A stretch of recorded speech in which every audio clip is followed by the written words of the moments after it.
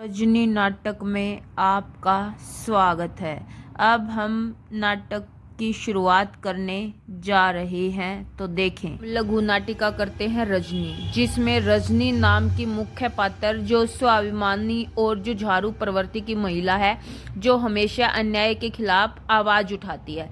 वो इस स्किट में अपने पड़ोसी अमित सक्सेना के रिजल्ट को लेकर आवाज उठाती है, जो ट्यूशन के अवैध कारोबार का खुलासा करती है। और लीला का अमित क्या घर का, और अमित आ रहा है स्कूल से मुंह लटकाए हुए दुखी कि मेरा रिजल्ट कैसा है। अब कैसा है वो घर आके पता चलेगा।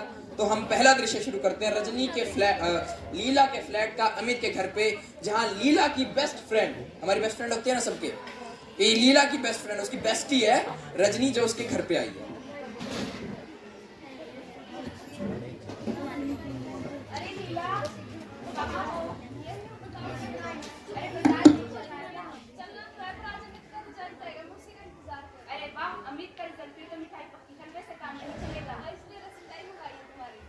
ये लो, अमित भी आ गया।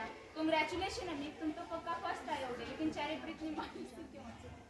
लो देख लो, इतनी बार तो मेरे बैच में ट्यूशन लगवा दो, लेकिन नहीं, अब जिसने मेरे सबसे ज्यादा है, जिसने मेरे सबसे कम है। अरे हाँ लीला, मैथ में तो इसके सबसे कम नंबर है, लेकिन तुमने इसका मैथ का ट्यूशन क्यों नहीं लगवाया? ट्यूशन कैसे लगवाएंगी? इनको इतनी बार का मेरा ट्यूशन मैथ का लगवा दो, लेकिन इनको मेरी सुननी नहीं है। तुम मैथ में अच्छे पढ़ते नहीं लगवाए, जो इसने लगवा दिया। तो देख लो, सर ने हमारे लिए कह दिया था कि ट्यूशन कर लो, सभी बच्चों ने ये तो सर की बदमाशी है। चलो कल मिलते हैं तुम्हारे सर से। नहीं, मुझे नहीं जाना, वरना मुझे परेशान करेगा। देखो, यदि आप दोनों ऐसे ही चुप रहोगे तो तुम्हारे सर की हिम्मत और अधिक बढ़ जाएगी। चलो मिलते हैं कल तुम्हारे सर से। नहीं, मुझे नहीं जाना। ठीक है, रो दोनों।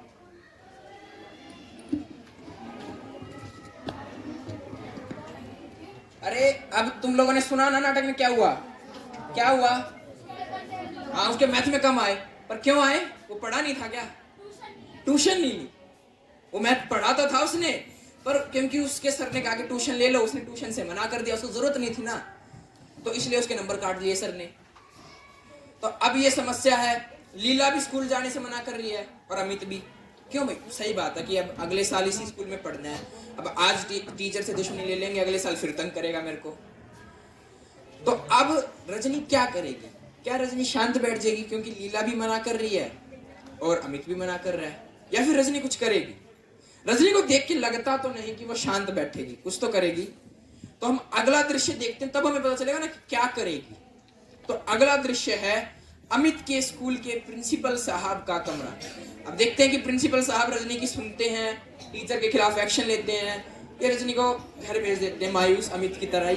तो ये इसके लिए हमें रजनी नाटक का अगला दृश्य देखना पड़ेगा। तो चलिए चलते हैं अमित के स्कूल के प्रिंसिपल के कमरे में। देखो नाटक कितनी कमाल की चीज है। यहाँ बैठे बैठे हम अमित के स्कूल पहुंच गए और उसके प्रिंसिपल का कमरा देख रहे हैं। तो ये एक जादू की खिड़की है नाटक। तो चलो इस खिड़की से देखते हैं आज प्रिंसिपल साहब। कहिए मैडम, क्या बात है? मैंने सुना है कल आपके विद्यालय ने वार्षिक परीक्षाओं का परिणाम घोषित कर दिया, तो इसी सिलसिले में मुझे आपसे कुछ बातचीत करनी। जी मैम, कहिए। सर, मुझे 7th क्लास के अमित सक्सेना की मैथ की कॉपी देखी। क्यों मैम? सर, वो एक आदर्श विद्यार्थी है, वो मैथ में हमेशा अच्छे अंक लाता, लेकिन कल जब उसका रिजल्ट आया तो मैथ में सबसे कम नंबर आए। देखिए, ये हमारे स्कूल का नियम है कि हम किसी को भी हमारे ईयरली एग्जाम की उत्तर पुस्तिका नहीं दिखाते हैं। आप नियम की बात करते हैं, लेकिन आपके स्कूल के टीचर्स बच्चों को फोर्स करते हैं ट्यूशन के लिए। देखिए, ये स्टूडेंट और टीचर का आपसी मामला है, इसमें मैं या स्कूल कुछ भी नहीं कर सकता है। ठीक है, आप कुछ मत कीजिए, अब जो करना है मैं करती हूँ। जाइए करिए।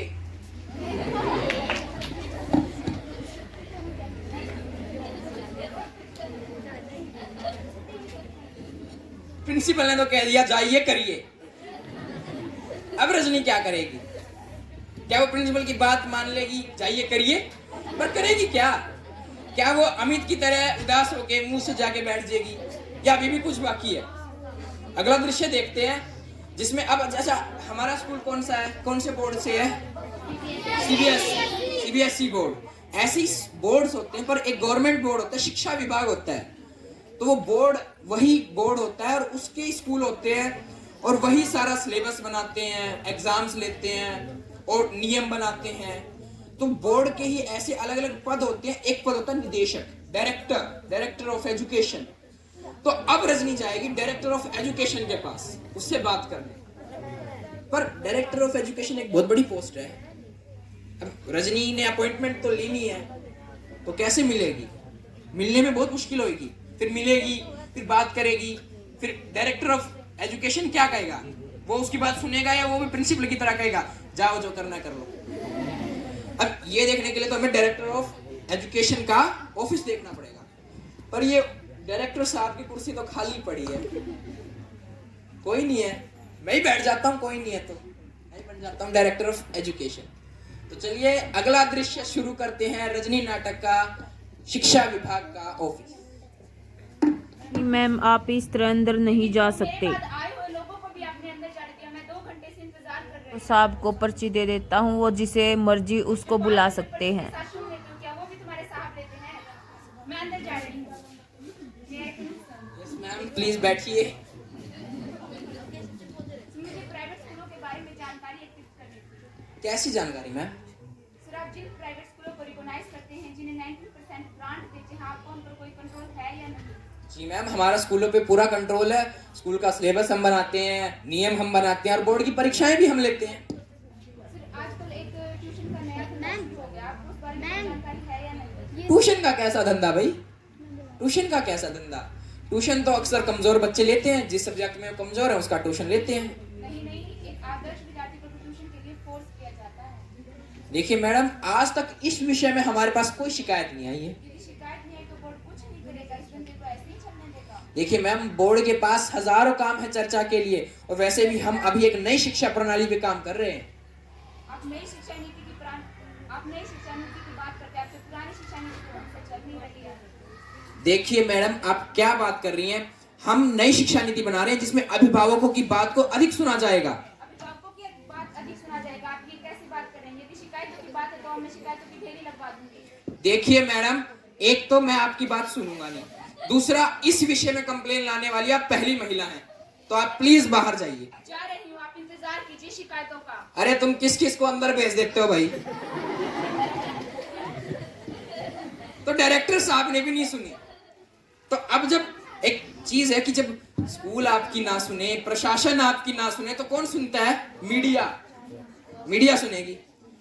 अब रजनी अब अकेले तो कुछ कर नहीं पाई, तो रजनी ने भीड़ इकट्ठा कर ली, लोगों को ढूंढा, ऐसे लोगों को जो ट्यूशन के इस धंधे से खुद परेशान है, जिनके बच्चे से भी ये कहा गया कि आप भी ट्यूशन लगवा लो जबरदस्ती।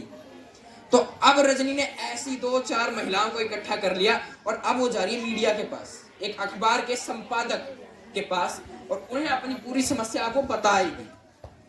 तो अब रजनी अपनी पूरी समस्या उन्हें बताएगी और फिर देखते हैं कि संपादक साहब क्या करते हैं। क्या वो भी प्रिंसिपल और डायरेक्टर की तरह जाइए जो करना है कर लीजिए, ऐसा करेंगे? उसे भी ऑफिस से निकाल देंगे? क्या करते हैं ये देखते हैं हम अगले दृश्य में। पूरी बात सुनने के बाद आप हमारी मदद तो करेंगे। इस आंदोलन में नाटक जरूर कर सकते हैं। हम 25 तारीख को एक पेरेंट की मीटिंग कर रहे हैं, आप उसका प्रकाशन अखबार में कर दीजिएगा। इस आंदोलन की खबर मैं अखबार में छपवा दूंगा, ऐसा छपवाऊंगा कि सभी जनता ये हुई ना कुछ बात। तो अब रजनी को कुछ महिलाओं के साथ एक संपादक का भी साथ मिल गया है, और जैसा संपादक साहब ने कहा कि अब वो रुके कि वो रजनी के इस आंदोलन की जो बैठक वो कर रही है उसकी खबर को अखबार में छापेंगे। अब अखबार तो घर घर जाता है। अब तक रजनी को 4 महिलाओं का साथ मिला था, अब शायद 400 का मिल जाए, और उसका ये आंदोलन अब एक बड़ा आंदोलन होगा। अब ये आंदोलन सफल होता है, फेल होता है, इसमें क्या होता है ये देखने के लिए तो हमें आंदोलन देखना पड़ेगा। तो चलते हैं 23 तारीख के उस आंदोलन के स्थल पे और देखते हैं कि आंदोलन में क्या होगा। ये हम क्या देख रहे हैं कि यहाँ पे तो कई महिलाएं इकट्ठा हुई हैं, और अभी एक वक्ता बोल के उतरी है और अब रजनी मंच पे चढ़ रही है। अब देखते हैं कि रजनी क्या बोलती है, सुनते हैं हमारी रजनी मैडम को कि क्या बोल रही हैं।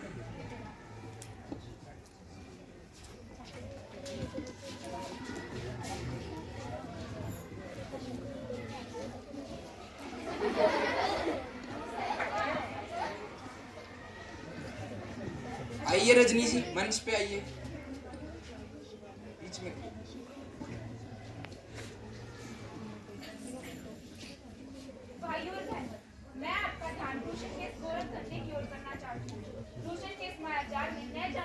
बच्चों का आत्मविश्वास खो दिया है। पहले ट्यूशन सहारा हुआ करता था, लेकिन यह एक अब जरिया है पैसा कमाने का। लेकिन क्या टीचर्स को आरोपी मानना ठीक है? जिनसे कम तनख्वाह दी जाती है लेकिन साइन अधिक तनख्वाह पर करवाया जाता है। इसलिए हमारा बोर्ड से एक निवेदन है कि वो एक ऐसा नियम बनाए कि टीचर्स अपने स्कूल के छात्रों को ट्यूशन न दे। और हमारा टीचर से भी आग्रह है कि वो अपनी समस्याओं को लेकर आंदोलन करें। ऐसा होना चाहिए या नहीं होना चाहिए? ठीक है, धन्यवाद। वाह, रजनी ने तो अच्छी स्पीच दी। क्यों?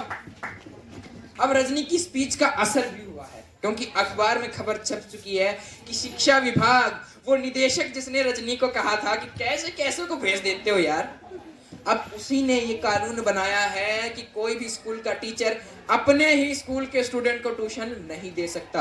यानी रजनी का आंदोलन अब सफल हुआ है। अब इस आंदोलन की शुरुआत में जाते हैं। शुरुआत कहां से हुई थी इस आंदोलन की? लीला बहन से और अमित के रिजल्ट से। तो अब देखते हैं कि अमित और लीला बहन की क्या प्रतिक्रिया है इस आंदोलन पे।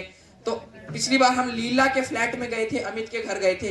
इस बार रजनी के फ्लैट में चलते हैं और देखते हैं कि आखिर रजनी और लीला कैसे खुशियां मनाएंगे अपने इस आंदोलन की सफलता की। अरे लीला, यही हूँ, इतनी सुबह सुबह। मुबारक हो तुम्हारी लड़की और शिक्षा विभाग ने ट्यूशन पर एक नया नियम लागू किया है, जिसमें तुम्हारी बात को बतौर। अरे वाह, जीत मेरी नहीं, जीत तो अमित की हुई है। एट्थ के बच्चे हैं ना यार। के नाते तो एक मेरा धर्म है। वो भी मेरी रसमलाई रह गई थी वो।